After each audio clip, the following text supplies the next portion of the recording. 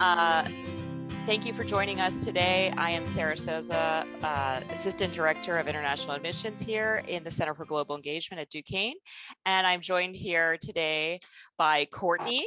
And today the topic is all about housing. So I get a lot of questions in global engagement about the housing on campus. And Courtney is the coordinator for residence life communications. So she can answer all of your questions. And if not, I'm sure she's able to get an answer for you on the back end. So Courtney, let me turn it over to you. And students, this is a student-centered event. So your questions, put them in the chat and let's talk about it. So Courtney. Hello, good morning, everyone. So like she said, my name is Courtney. I am the coordinator for communications, and I'm also a resident director. So I oversee one of the residence halls on campus. So I am super familiar with, campus life and what goes on in residence life. So I can start off by explaining a little bit about our campus and what the residence life side looks like. And then after I, go through all of the halls, if you have any questions, please feel free to unmute and ask or type them in the chat, because I know you'll think of things that I don't. But so I'll start off with our freshman first-time student options. We have 3 options, and those are going to be Assumption Hall, which is where I'm currently sitting. It is home to our honors college, and that's a specific portion that you would apply to through admissions. You have to have a certain GPA to enter the honors college, and it is just normal, typical freshman residence hall with bedroom and then communal bathroom that is gendered by gender identity. And we have 1, 2, 3, 4, as I have to count, 5 floors, and they are pretty small. Assumption's a small, quiet community, and it's a really nice building.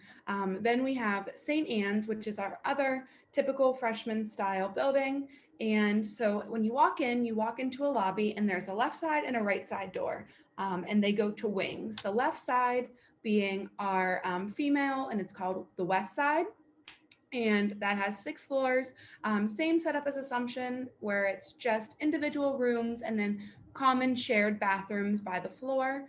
And then there's the other side of the floor if you walk in from the lobby, which is the east side, and that is all male identifying students with the same setup as individual rooms and a common shared bathroom on each floor. All of these buildings also do have laundry rooms in different locations. So Assumption's going to have one on every single floor. St. Anne's is going to have one on the basement of each side of their east and west. And then we have Towers, which is our biggest building. And Towers does house anywhere from freshmen to upperclassmen, but we are making moves to make a lot more space for upperclassmen in Towers than before. And Towers is what we refer to as wing style. It's 3 buildings next to each other that are connected through little like elevator lobbies. And just like St. Anne's and Assumption, it is rooms and a shared common bathroom. Towers is just ginormous, so it's 3 buildings. And it's a really nice place to be as well. They house fraternities and sororities and athletic groups. And it's, a really big place, and it's a lot going on, but in a good way. You can meet a lot of people. You can meet a lot of different groups of people. And it's going to be really exciting seeing it next year as a more primarily freshman building. And then as for upperclassmen, we do have the rest of the buildings on campus. So we have. Can I just, sorry, it's Towers only for doubles, or is there singles and triples? A few singles in all of the buildings across campus. They are harder to come by, and we do give them for medical accommodations first. But then if we don't have people in need of medical accommodations, we do have them available to purchase at a higher rate than the double rate. And then we actually aren't doing any triples this year. Towers will have some triples because they are designed to be triples, but we can't accommodate, putting people that are built for a double room into a triple space. So there are legitimate triple rooms in Towers and a few in Assumption, none in St. Anne's. Okay. And so in the housing form, they would just indicate what type of room that they're interested in for that? Yes, so if you're Mhm. interested in a single, just be aware that, it might be harder for you to get one, a double room being the most standard and what everybody typically gets. And then if you are interested in a triple, triples are slightly less expensive than a double room because it's three people sharing the price of one room. So you can indicate on your form when you deposit and go through the selection process, like late May, early June, of where you'd like to be. Okay, so that's a good tip for our students. Not guaranteed for a triple, but an option that could save money. So we do have a question from Amelia. When can I start applying for housing? I have paid my enrollment fee and my student visa has been approved. Great. That's great about your visa. Yeah. Pretty exciting on both fronts. Yeah. So, as for being a first time student, Amelia, I'm not sure if you're going to be a freshman or not, but for freshmen, you'll get that information like middle to end of May, depending, if we can get it out quickly and on time by then, if not by early June at the absolute latest. So, once you get your Duquesne email set up, just start to monitor it. I know I did like really often because I was so excited to see the email come out about housing. Of course, you want to know where you're going to live and where you're going to be. And then once you get that email, you'll pay your deposit for housing, which is linked in this email, and they'll walk you through that step.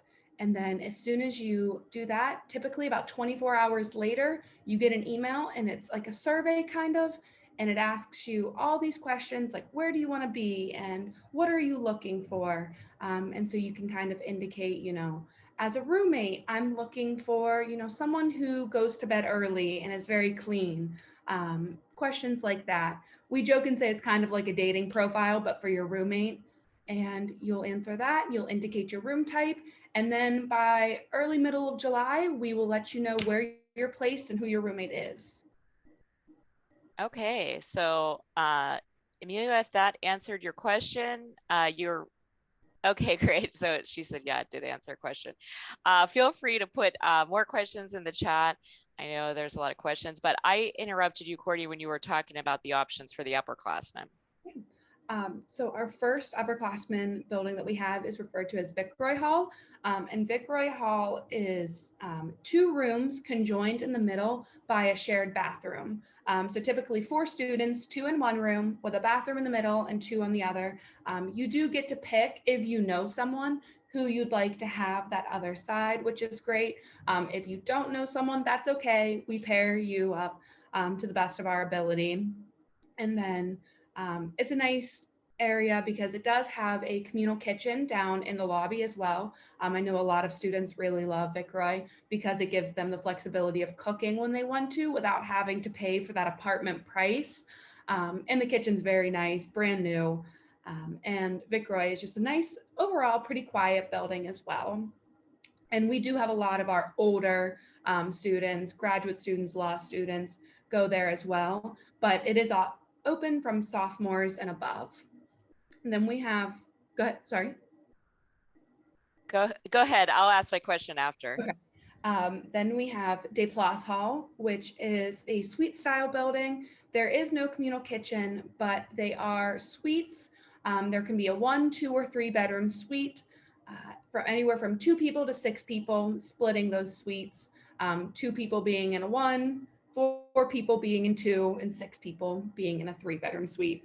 3 bedroom suites have 2 bathrooms, and 1 and 2 bedrooms have 1 bathroom. Like I said, there is unfortunately no common kitchen in that building, but it is a really nice, very newly renovated building.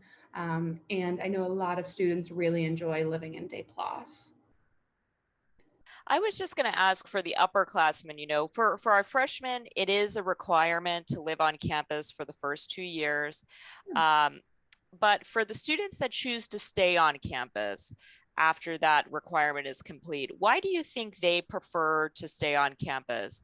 And then, if you want to present that kind of from the international student perspective, that would be great. I think staying on campus in general is great because number one, it's convenient. You don't have to worry about making it your commute onto campus from somewhere else. You don't have to worry about owning a car or getting on the bus. or taking the shuttle. If you're anything like me and like to wake up right before work or class and kind of roll where you have to go, it's very convenient for sure. And I know a lot of students enjoy the smaller commute, but we also have a lot of engagement on campus, a lot of programs and a lot of activities that you wouldn't get otherwise, if you weren't living on campus, or you'd have to come back to do. So every residence hall has what we call resident assistants.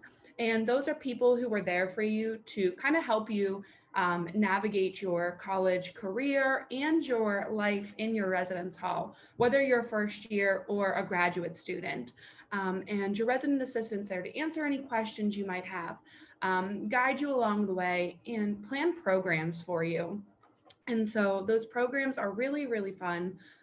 They try to tailor it to your specific interests and your needs, and it gets you out of your room. It gets you, out into the floor and meeting your community, making friends, getting to know people in your building that you might not have otherwise got to meet because you live on the second floor and they live on the seventh.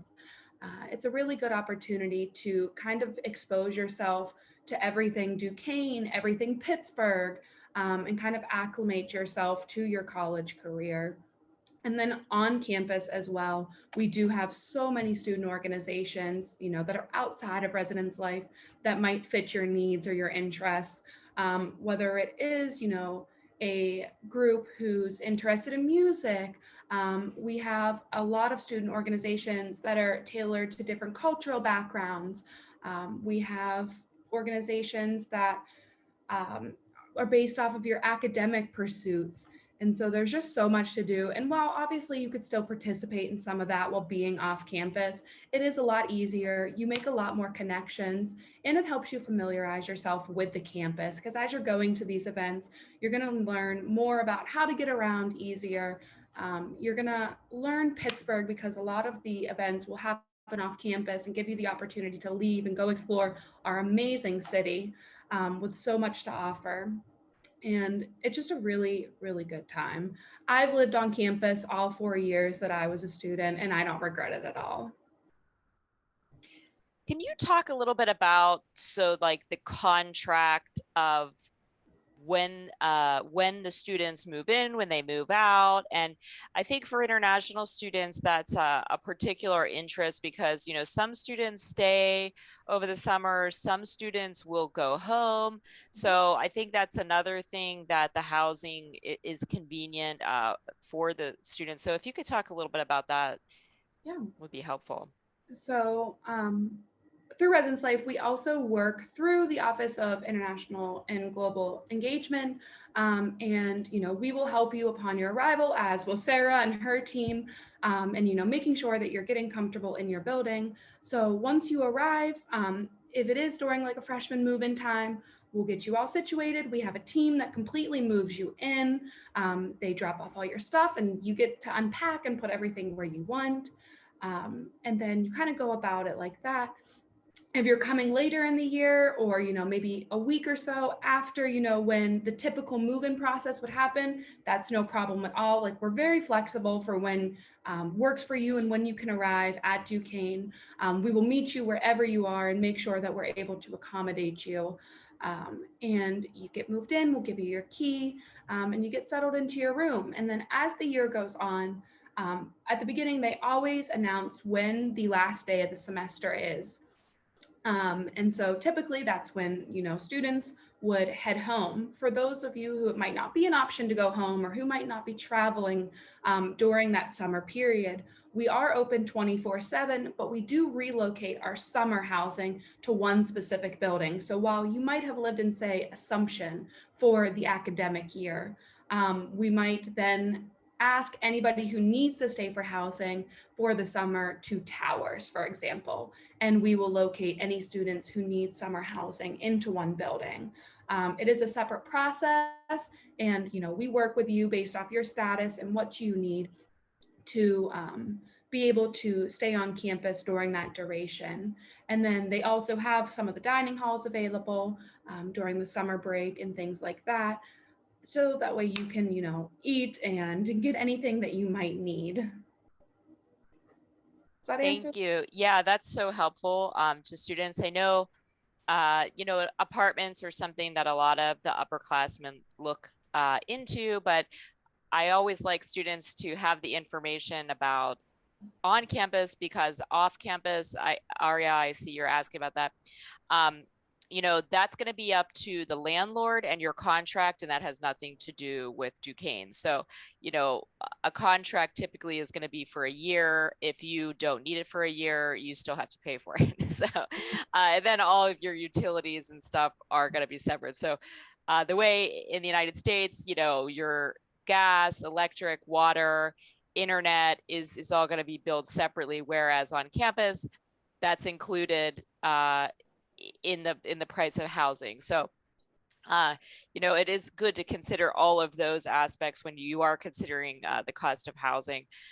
For Aria, about the information off campus, today is all about on campus living.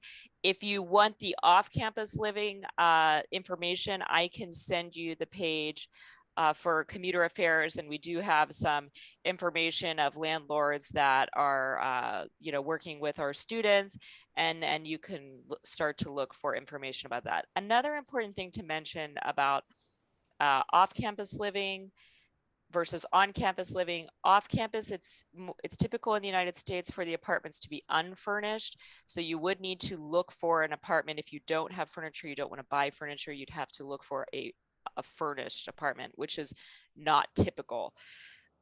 Most apartments here are rented without any furniture. Now, Courtney, can you just speak to what comes in a room, and then I'll present these other questions for you? So in all of our rooms on campus, whether it is our traditional style housing, suite style housing, or apartment, you will get a bed, which is a twin size bed, and that is standard across the board. I know in an apartment you might want a bigger bed, but they do give you a twin size one. And it is a twin extra long, which is good to know because those sheets and blankets and pillowcases are different for a twin extra long. You get a dresser. In apartments, you'll probably get a closet and not a dresser. But in all of our suites and traditional, it is a like wardrobe style 2-door with like 2 drawers. And then you get 2 sets of 2 drawers for a total of 4 drawers. They can be stacked to turn into a dresser, or they can be separated and go under your bed, configured however you want, whatever works best in your style of room. And then you also get a desk and a chair, and that is standard across the board. Every student will receive that in their room. If there's 2 of you in your room, there will be 2 wardrobes, 2 desks and chairs, 2 beds, and 2 sets of drawers for you all. And then in the apartment, the only difference is you obviously would get a kitchen and a bathroom, and you would have to provide, all of the utensils, the cooking tools, stuff like that, and cleaning supplies for your space. Yeah, that's helpful to know for students arriving. And a lot of students, I can say, that arrive to campus, they go shopping once they get here. That's something that we actually build into the orientation is shopping because we know that you're going to want to buy some things. So, if you just want to wait and get some of those items when you get here, that's perfectly fine. We have a question about arriving early. So our orientation is August 11th, so that is early, and we have students, obviously getting here before that. So they're asking about moving in early. Yeah, absolutely. So we will definitely accommodate you. So any housing that happens before when we start our academic year, like I previously said, kind of will all be funneled into whatever building is open as part of our summer housing, because we haven't typically opened up all of the residence halls yet. So if, for say, we have towers open at that time, and you arrive before your building is actually open, we'll place you in towers. And then when it's time to move over to your building, you'll move over just like a freshman would be or a student on that day, and you'll get all settled into your permanent room.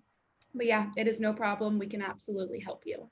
Yeah, and we'll work with you as well in this office to make sure that the dates are clear about when you're coming and when you're moving in. So is there a cost included? I'm guessing that's for the early move-in. Um, It depends. Sometimes, if you have to come really, really early, they will end up charging you. But if it's just a night or two, out of, good graces, we will obviously let you stay and not really worry about it. So it really just depends on when you're coming. Mhm. Yeah, and Amelia, we'll work with you on that to give you those details. Students, if you have questions, please put them in the chat. Specific to your case, we're kind of just talking in generalities of what you may need, what you may be interested in. Um, I have a question, Courtney. A lot of students come and they don't have their stuff. They didn't buy it yet. So are they able to borrow some blankets temporarily for the bed, when they arrive before they buy those things? Yeah, absolutely. We do have packets of linens that we are able to provide you during that time with sheets, blankets, pillows, and making sure that you are comfortable in your space while you can get what you need is absolutely not a problem. We don't have a ton of stuff like toiletries or anything like that, but blankets, pillows, sheets, we can help you out with. And we even have other things that like you can rent once you get on campus, like a microwave and fridge combo. We have carpets if you want to buy one to, decorate your room a little bit, stuff like that. So we are able to, help you make your space feel like home while you get here. Yeah, that's really great. So if you want to pack your little shampoos and soaps and things, to have temporarily before you buy them here, that's a good tip. Um, as I said, we will take you shopping to buy some of those specialty items, but you can rent them in the meantime. So that would be something you indicate on your housing forms as you're filling them out, to that you require those items, and you can work with us as well. Something I just want to point out, make sure that the stuff you need is in your carry-on luggage. So I know, Courtney, you've probably dealt with this before, but if you have medicine, if you have all like, a change of clothes, put that in your carry-on luggage so that when you arrive, even if your bag is lost, that you have exactly what you need. And we can help with make up some of that, but definitely those irreplaceables, at least immediately irreplaceable, have on your person when you're traveling. Any other tips like that, Courtney? I'm trying to think, like Sarah said, obviously having, some of those items like a change of clothes and a charger, maybe something to pass your time, just because when you're getting into a room, you might be exhausted and you don't want to start unpacking or do anything like that. So anything that can make your transition easier, if you want to sit down and maybe watch some Netflix, or if you just want to go straight to bed, making sure that you have anything that you might need at that time, based off what your arrival time is going to be here in Pittsburgh, uh, to make sure, that you feel comfy and cozy and you're able to kind of settle in easily. That's a really good tip. Yeah, after that time traveling, it's really exhausting. You want what you feel comfortable. So do bring those items with you, whether it's something to pass the time, something that makes you actually feel comfortable, physically. Do include that. We're about at our time here. Any last questions? I just want to give you the opportunity to type really quickly in the chat. Any last questions? I see there has been questions about off-campus housing, so that's something maybe we can talk more about at a different session. Thanks for bringing that to our attention. Kind of the difficulty I'd say with off-campus housing is, we just don't. It's really up to the student and the landlord. So that's where it becomes a little difficult for us to give guidance because it's so different for all students. But we do have that Office of Community Affairs, which I put in the chat to assist with that. And then our housing on campus, so when the students, last question, I guess is important to talk about is the food. So in relation to the housing, how is that calculated? So your meal plan price is a set price predetermined by our dining office, and then that is included into the total amount that you'll pay for your room and board. So for example, let me pull something up. Yeah, so students, basically what that means is the price that you're paying, you can budget clearly for the whole semester, because your food, if the meal plan you're purchasing, especially for freshmen, it's a full meal plan, your food is included. So that budget, what is going to cost you for your whole housing and living. Correct. Yeah, there will be no changing on that. So, for example, if you're in just a standard double room in any of the buildings like St. Anne's, Assumption, or Towers, it'll be $14,744. And on our website, it breaks it down into the fall, into the spring, and it explains that, for that price, $4,052 are going to be for your room, and $3,320 would be your meal portion. And then that's for the fall, and you would match it for the spring as well. And then that would get you your grand total of that 14,000. We do have different levels of meal plans, which means, you can get more meals and less, we call it kind of like funny money that you can use at the different locations. And it's just on your card. Or you could get more of that, spendable money at our campus dining locations and less meals. There's a whole gradient that you can choose from. And when you select your housing, you select your meal plan. So make sure that you're reading it really carefully and trying to decide what works best for you. I always recommend starting in the middle and like getting a middle amount of that extra money and a middle amount of meals to make sure that you are comfortable with how much you're choosing. Oh, sorry, my voice. And then you can always change your meal plan later. You're allowed to change it for the first 2 weeks of class. So if you see that you're eating a lot more than you anticipated, or you're not eating as much as you thought you were, go change it to reflect what you want, more meals or more flex. And then if you need to, change it in the spring semester, you can do that as well. Yeah, so that's a good tip. That's a really good tip, because I know students also need to taste the food, see what they kind of will be eating, and what the habit is. So thank you. I don't see any more questions in the chat. So I want to thank Courtney for taking the time with us today. It's really helpful to learn more about on campus, what's available on campus, just a quick rundown of how everything works. And thank you for the students' input. That certainly helps us to plan our future events. So I appreciate that for students asking questions about maybe what wasn't specifically covered here. So Courtney, thank you again. And best of luck, over the summer. I hope you get a good rest. I know the housing is a tough, it's a tough job. You guys are 24/7. Thank you. And I'm looking forward to hopefully meeting all of you and seeing you on campus. Yes, excellent. Okay, thanks everyone. And if you have any questions, as always, here is my email. You can just email me directly if you have any questions. So thank you all for joining. I appreciate it.